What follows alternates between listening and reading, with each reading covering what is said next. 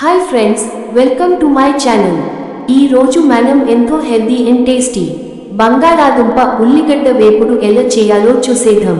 ఈ ఫ్రైకి కావాల్సిన పదార్థాలు: బంగాళాదుంపలు 3 సన్నని ముక్కలుగా తరిగినవి, ఉల్లిగడ్డలు 2 సన్నని ముక్కలుగా తరిగినవి, పచ్చిమిర్చి 2 సన్నగా తరిగినవి, కరివేపాకు కొన్ని రెమ్మలు, జీలకర్ర 1 టీ స్పూన్, మిరప పొడి 1 టీ స్పూన్, ధనియాల పొడి 1 టీ స్పూన్, పసుపు 1/4 టీ స్పూన్, ఉప్పు రుచికి తగినంత, నూనె 2 టేబుల్ స్పూన్లు.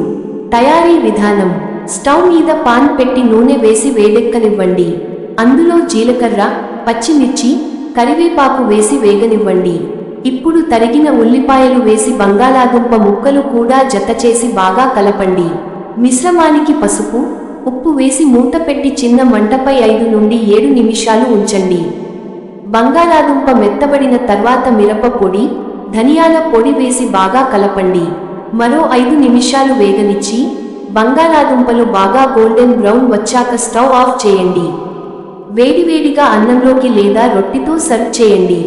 సూచనలు: మరింత రుచి కోసం చివర్లో కొంచెం గరం మసాలా పొడి వేసుకోవచ్చు.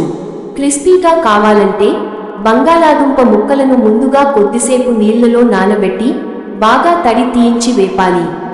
రుచికరమైన బంగాళాదుంప ఉల్లిగడ్డ వేపుడు సిద్ధం.